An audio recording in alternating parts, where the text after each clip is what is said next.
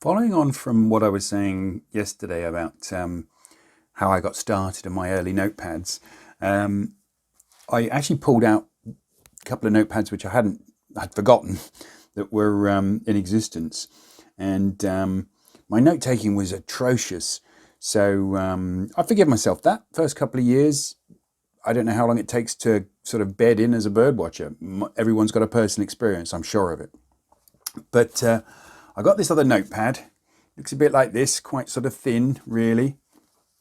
And here is the opening page. I got a feeling I would have ripped a few things out. But what this was, which I wasn't sure at the time, because underneath it says immature little gull stroke tern. It's actually one of just a handful of October records of black tern. So for the time of year, really rare. Very, very untidy writing, missing pages. On the 12th of October, I don't even know where I was claiming this, but it says honey buzzard, which in October would be quite remarkable. But to say 23rd of October, down a small path at the end of Watmore Lane in Winnersh, where there were yellowhammers. And they weren't there much longer than that, in fairness, because Winnersh, like a lot of places around here in Middle Berkshire, they began building. But I had my paper round at Baird College, where I was exposed to many, many other wild animals, and the notes aren't comprehensive, but very quickly I moved straight into April 82. So perhaps from April 82 there may be some consistent messages. So from April 17th, 1982, it looks as if I've started with a vengeance. I've now gone from the old charts to putting M and F, meaning male and female, of each and every species. Again, quite interesting, but it looks like I give that up very, very quickly. But turning over a couple of pages, and at the bottom there, one of my real sketches, not a copied one, was Dinton Pasture's first ever bar-tailed Godwit. Now, I'd never seen a Godwit at that time, and they didn't have wing bars, and I'd never heard one call. And also it looks like I got the first cuckoo for the year at that time. This was on the 20th of April. Now, I was disbelieved by the warden at the time and most put out by it because I remembered not seeing any wing bar. And these days I would know a black-tailed Godwit from a great distance. Though you still, very generally speaking, you never hear them call. And a few more sketches. I think that was probably a snipe. And this little sketch here below is absolutely hilarious. We were told by someone who used to lead our bird walks, or at least assist with the leading, that this bird going up into the sky round and round in circles was in fact a woodlark because of the way it went up in its circles. And it so happened that it took a couple of years further, I think, before we did actually see woodlarks. But as it works out, the guy was talking complete garbage. And the moral of the story is, wherever you are in your bird watching, do be careful who you listen to.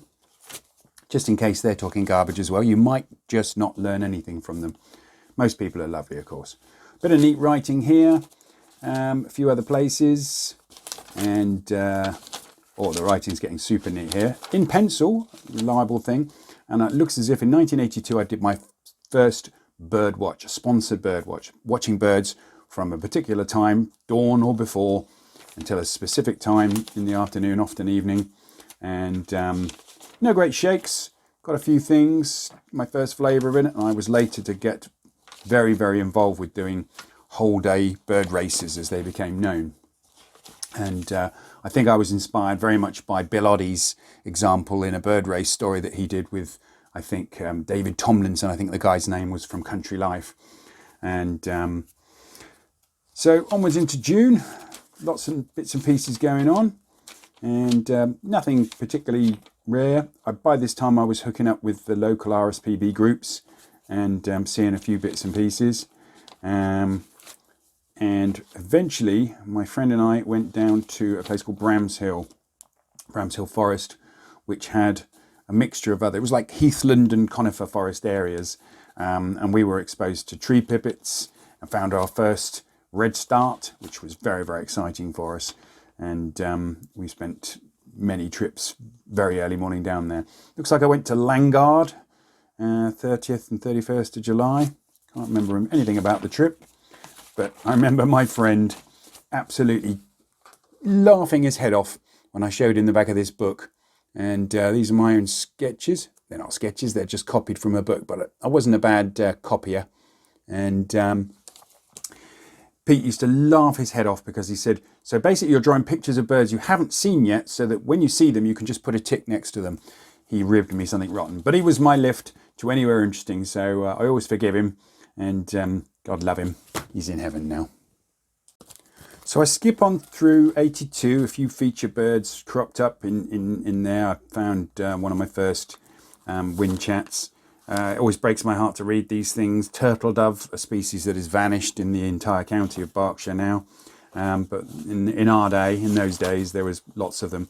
Had a curlew on the 5th of September 1982, around about 8 o'clock in the morning. Had the first teal of the autumn the following 7th of September. And so on and so forth. It was, patching even in those days was about just going as often as you can and often not seeing a massive amount. But come the 19th of September, I went with the RSPB in a coach all the way down to Portland Bill and saw my first gannets, sandwich terns, pied flycatcher, ring plover, turnstone, dunlin and grey plover at the ferry bridge, and at Radipole Lake saw my first dunlin, Cetti's warbler and little stint. And if it's okay to tell this story, my friend and I had been hoping to see Cetti's warbler and not had any success. And I needed to go to the toilet. And being a young man as I was, I thought, I know, I can just find a bush out of sight. And so that's what I did.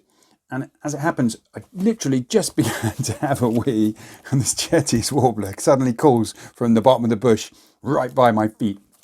And I was pretty exuberant about that. And looks like we also had a little stint as well. September 82, more black terns. And then September the 26th, it was down to Pagham Harbour to see golden plover. These are just the highlights, by the way. Golden plover, black-tailed godwit, sanderling, little tern, red-necked grebe, eider duck and shelduck.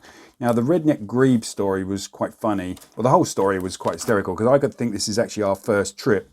And we didn't have a clue where to go. So, the truth be known, we wandered out onto the mudflats. All the birds were just flying away from us, not surprisingly. Any bird watchers watching us would have been absolutely livid. But nonetheless, we sort of did our little trip, and then we went round to a place called Church Norton, where it's much nearer to the sea. And out we wandered again, came round to this bay, and in the mouth of the bay we found this red-necked grebe. Red-necked grebe is well, super rare in Berkshire, but less so in Britain. But it was a bird that no doubt would have attracted lots of people. So we so busily had our eyes on this bird with our scopes and everything, thinking, wow, people would be really interested in this, wouldn't they? And then my friend went, oh, actually, if you just look up. And we looked on the other side, there's a little mouth, and we were on one side of the bay, and we looked across, and there was about 30 or 40 other bird watchers looking from that side, and we were the only people on that side of the bay looking. And, well, we were right. People were interested. But we found it ourselves, because we didn't go down to twitch it as such. Now, one funny little thing here, which I've got for the 29th of September 1982, was a winter plumage sanderling. It proved to be an incredibly rare bird at Dinton Pastures, and it certainly went completely missed from the bird report at that time. Now I'm going to go straight on to another year.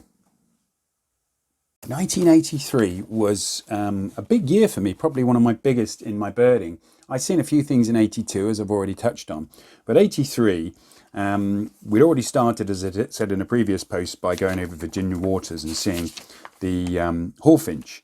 But on the 20th of February, I was seeing gooseanders, or a male flew over Sanford, and then a female later on. And then on the 23rd, I was walking around, covering some ground. In the middle afternoon, I came round and found my first ever lesser spotted woodpecker at Dinton. And here's another one of my little sketches. This is a real one of my own, not copied from a book. And I was jubilant. And I have to say they've gone now, but they remain loyal to that area. Around about the 27th of February, I found this, a bit of a scrappy old sketch, but the essence here is that this was a winter plumage water pipit, and the little diagram there was showing its trajectory from one piece of lake edge to another. I was well into this, and as I wrote in blue underneath my pencil, I couldn't help dropping it in the mud. While I was drawing the water pipit, like a note to self. I don't know what. But so it was all going on. Redshank arrived on the 5th of March. Saw my first water rail the same day, and that was so hard to see because the habitat just wasn't really evolved enough, I suppose, for there to be water rails in any numbers. And now, you know, the memory plays tricks on the mind. I always thought that my first bearded reedling was in 81, 82. But here it is, 6th of March, 1983. I'm sure I saw it before that. But maybe I was just year ticking it. I really don't know.